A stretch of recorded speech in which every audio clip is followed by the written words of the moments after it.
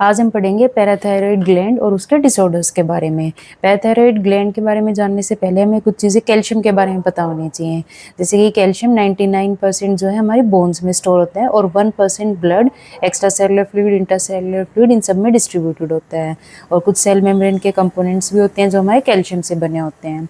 फिर जो कैल्शियम है वो 45% आयनाइज्ड फॉर्म में प्रेजेंट होता है बॉडी में, और जो 40% कैल्शियम है वो एल्ब्यूमिन के साथ बाउंड फॉर्म में प्रेजेंट होता है।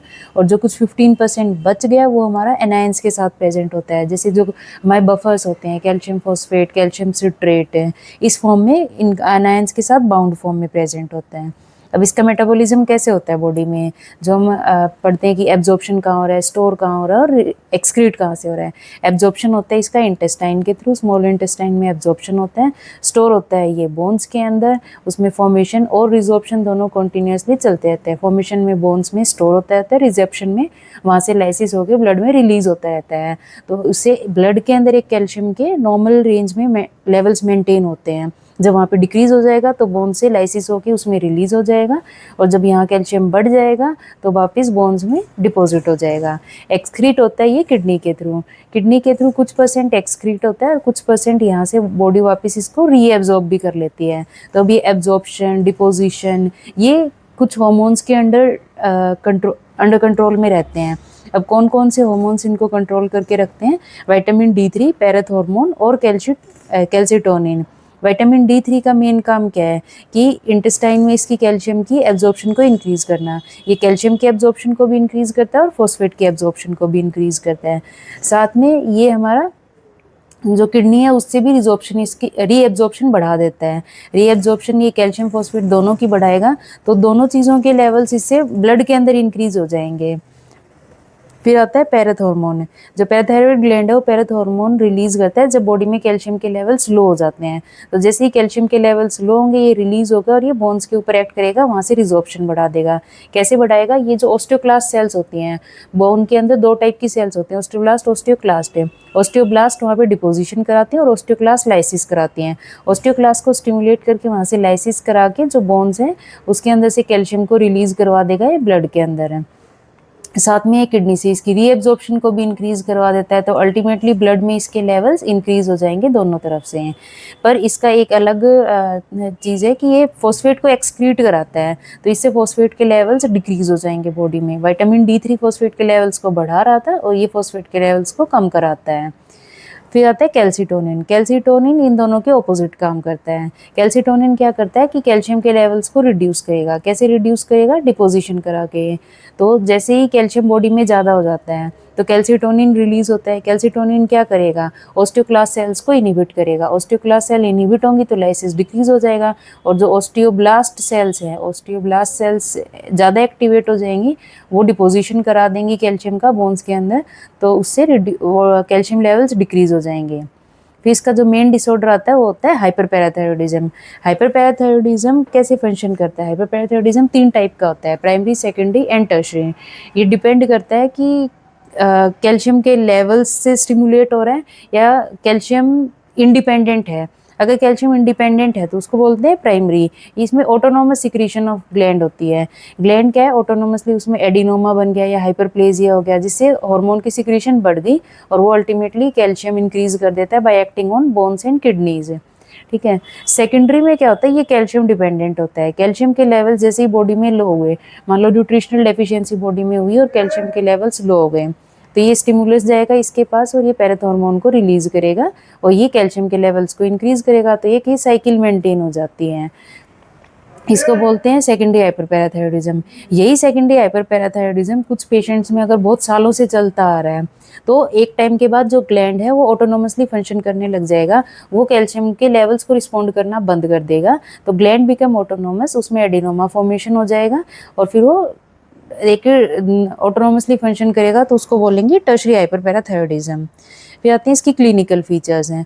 मोस्टली हाइपरपैराथायरॉयडिज्म में कोई क्लिनिकल फीचर्स नहीं होती, पेशेंट एसिम्प्टोमेटिक रहते हैं, बट कुछ क्लिनिकल फीचर्स आती हैं। और वो फीचर्स भी बहुत वेग होती है, कोई ऐसी क्लासिकल फीचर नहीं है इसकी जिसके बेसिस पे हम बोल सकें कि ये फीचर प्रेजेंट है तो हम उसको हाइपरपैराथायरॉयडिज्म सस्पेक्ट करेंगे। इन्वेस्टिगेशंस हैं जो इसको सपोर्ट करती है अच्छे से, बट सिम्टम्स नहीं है। सिम्टम्स इसमें वेग सिम्टम्स प्रेजेंट होते हैं जिसको हमने क्लासीफाई किया है मोन्स, बोन्स, स्टोन्स और ग्रोन्स है। इसके बेसिस पे हम याद कर सकते हैं।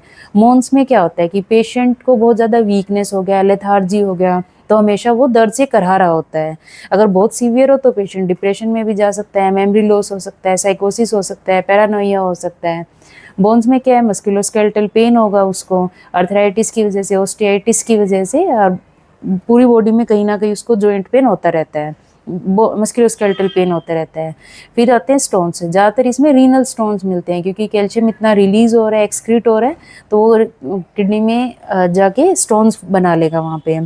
कैल्शियम इतना रिलीज होता है तो उसके साथ क्या है, हमारा वाटर भी चला जाता है। वाटर चला जाएगा तो पॉलीयूरिया हो जाएगा, उससे बॉडी में वाटर की लेवल्स डिक्रीज होंगे, डिहाइड्रेशन होगा तो बॉडी क्या करेगी, थर्स्ट को स्टिमुलेट करेगी, थर्स्ट स्टिमुलेट होगा तो पॉलीडिप्सिया हो जाएगा।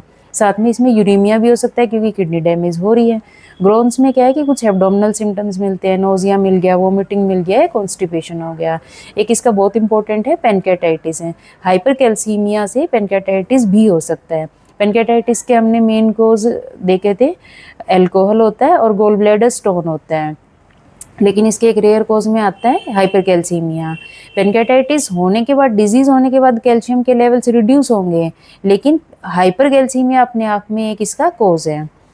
इसके हाइपरपैराथायरॉयडिज्म में बाकी कुछ फीचर्स मिल सकती हैं, जैसे हाइपरटेंशन मिल सकता है, या कैल्शियम डिपॉजिट अगर सॉफ्ट टिश्यू में होगा तो कॉर्नियल कैल्सिफिकेशन कॉज कर सकता है, मायोपैथी कॉज कर सकता है। फिर हम पेशेंट्स अगर हमारे पास ये सिम्टम्स लेके आते हैं तो हम उसका इन्वेस्टिगेशंस कराएंगे। इन्वेस्टिगेशंस में पेशेंट मोस्टली क्या लेके आएगा हमारे पास में, बोन पेन लेके आएगा कि उसको पूरी बॉडी में पेन हो रहा है, जॉइंट पेन हो रहा है, लॉन्ग बोन्स में पेन हो रहा है, तो हम सबसे पहले उसके कैल्शियम लेवल्स चेक कराएंगे, फॉस्फेट लेवल्स चेक कराएंगे। तो हमने ये इलेक्ट्रोलाइट्स चेक करवा लिए, साथ में हमने उसके पैराथॉर्मोन और विटामिन डी लेवल्स चेक करवा लिए।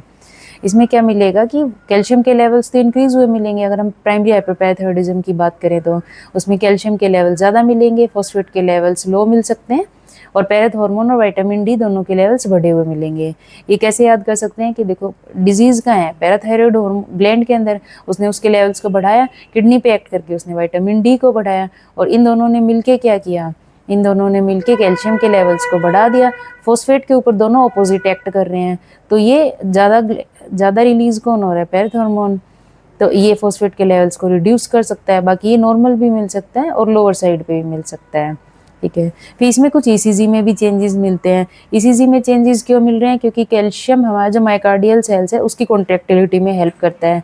अब उसकी कॉन्ट्रैक्टिलिटी में ये कैसे हेल्प करता है, डीपोलराइजेशन और रिपोलराइजेशन में हेल्प करता है। तो कैल्शियम के लेवल्स अगर नॉर्मल हैं तो उसका जो एक्शन पोटेंशियल है वो नॉर्मली काम कर रहा था। अगर इसके लेवल्स बढ़ जाते हैं तो इसका रिपोलराइजेशन ये फास्ट हो गया तो जो इंटरवल है ये रिड्यूस हो जाएगा। तो जो इसका रिपोलराइजेशन फास्ट होने की वजह से ये जो क्यूटी इंटरवल है ये इसका रिड्यूस हो जाता है। नॉर्मली क्यूटी इंटरवल जितना होता है उससे डिक्रीज हो जाएगा, तो इसमें शॉर्ट क्यूटी इंटरवल मिलेगा। बहुत रेयरली एरिथमियाज भी मिल सकते हैं। फिर हम इसमें कुछ एक्सरेज करवाएंगे। एक्सरेज में हमें क्या मिलेगा, जो फेलिंजीज के एक्सरे होते हैं, फेलिंजीज के एक्सरे या लॉन्ग बोन्स के एक्सरे में भी ये मिल सकता है। ओस्टाइटिस फाइब्रोसा सिस्टिका बोलते हैं। ये किस लिए हो रहा है, और इसके नाम से देखो, फाइब्रोसा सिस्टिका मतलब उसमें एक सिस्ट बन रही है, ओस्टाइटिस मतलब बोन्स में बन रही है। क्यों बन रही है, क्योंकि सब पेरियोस्टियल रिजॉर्प्शन ऑफ कैल्शियम हो गया। जो हमारी बोन्स है उसका जो कोर्टिकल वाला पोर्शन होता है उसमें से कैल्शियम यहाँ से लॉस हो गया और ब्लड में चला गया, तो यहाँ से कैल्शियम लॉस होने की वजह से यहाँ पे डीमिनरलाइजेशन हो गया, तो यहाँ पे एक सिस्ट फॉर्मेशन बन जाती है। सब पेरियोस्टियम क्या होता है, पेरियोस्टियम इसकी जो कवरिंग होती है बोन्स की उसको बोलते हैं सब पेरियोस्टियम, मतलब उस कवरिंग के जस्ट बिलो सिस्ट फॉर्मेशन बन गई because of resorption of the bone, तो उसको बोलेंगे ओस्टाइटिस फाइब्रोसा सिस्टिका। इसका हम एक्सरे देखेंगे तो ऐसा दिखेगा।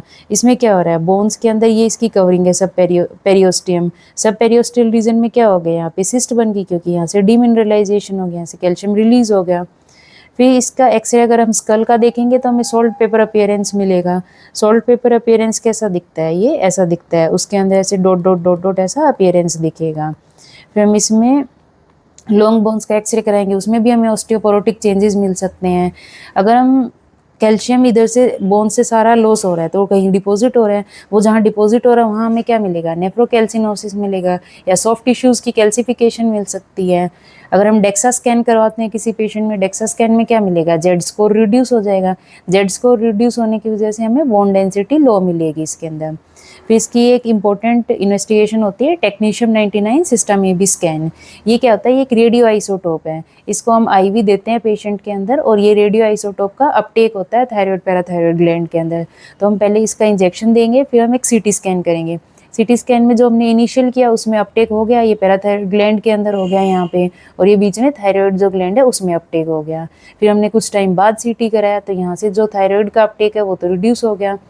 फिर हमने एक लेट स्कैन कराया, वॉश आउट स्कैन बोलते हैं उसको, आफ्टर 2 to 3 आवर्स। तो उसमें क्या हुआ, जो थायराइड ग्लैंड है उसका जो अपटेक था वो तो हमें नहीं विजिबल है यहाँ पे, क्योंकि वो वॉश आउट हो गया। लेकिन जो पैराथायराइड है उसमें अगर एडिनोमा बना हुआ है या हाइपरप्लेजिया बना हुआ तो उसमें अपटेक अभी भी विजिबल होगा। तो इसको हाई फंक्शनिंग पैराथायराइड बोलते हैं। इससे हमें एक इंडिकेशन मिलती है कि पैराथ हार्मोन नॉर्मली फंक्शन नहीं कर रहा है, हाइपर फंक्शन कर रहा है। तो अगर एक जगह है तो हमें पता चलेगा कि वहाँ उस ग्लैंड में वहाँ पे एडिनोमा बना हुआ है। पूरे ग्लैंड में है तो इसका मतलब पूरा ग्लैंड ही हाइपर फंक्शनिंग है, हाइपरप्लेजिया हो सकता है। इसका हम सपोर्ट कैसे करेंगे, कैल्शियम के लेवल्स चेक करके। कैल्शियम के लेवल्स नॉर्मली 8 to 10 मिलीग्राम पर डेसीलीटर होते हैं, और आयनाइज्ड कैल्शियम होता है 4 to 5.6 मिलीग्राम पर डेसीलीटर। अगर कोई पेशेंट है वो बोन पेन के साथ या जॉइंट पेन के साथ इसके साथ हमारे पास आया, तो हमने उसका कैल्शियम लेवल्स चेक कराई। अगर कैल्शियम लेवल्स लो हैं, फिर हमने उसके विटामिन डी और पैराथ हार्मोन चेक कराए, विटामिन डी भी कम है, तो ये क्या इंडिकेट करता है कि कोई न्यूट्रिशनल डेफिशिएंसी है। न्यूट्रिशनल डेफिशिएंसी में हम साथ में इसमें सप्लीमेंट्स देंगे, कैल्शियम और विटामिन डी दोनों के। पैराथ हार्मोन इसमें नॉर्मली भी मिल सकता है और रेज्ड भी मिल सकता है। फिर हम अगर किसी पेशेंट में कैल्शियम हमें ज़्यादा मिलता है और उसमें हम विटामिन डी और पैराथ हार्मोन चेक कराते हैं, अगर वो हमें रेज्ड मिलते हैं उस पेशेंट के अंदर, तो वो क्या इंडिकेट करेगा कि उसके अंदर प्राइमरी हाइपरपैराथायरॉइडिज्म है, कि ग्लैंड का फंक्शन इंक्रीज हुआ, उसने पैराथ हार्मोन को इंक्रीज किया, उसने विटामिन डी को इंक्रीज किया और ये लेवल्स इंक्रीज हो गए। फिर हम जो टेक्नीशियम 99 सिस्टम ये भी स्कैन है वो कराएंगे, उससे हमें हाइपरप्लेजिया और एडिनोमा रूल आउट हो जाएगा। सेकेंडरी हाइपरपैराथायरॉइडिज्म का हमें कैसे पता चलता है, इसमें अर्लियर जो कैल्शियम की उसकी रिपोर्ट्स होती हैं उसमें हमें लेवल्स लो मिल सकते हैं, उसमें हाइपोकैल्सीमिया मिल सकता है, विच इंडिकेट कि पहले कैल्शियम के लेवल्स लो थे, उसने स्टिमुलस दिया ग्लैंड को और वहाँ से सिक्रीशन इंक्रीज करके पैराथ हार्मोन की सिक्रीशन बढ़ा दी और कैल्शियम के लेवल्स को अभी प्रेजेंटली इंक्रीज कर दिया, तो बॉडी ने कंपनसेट कर लिया।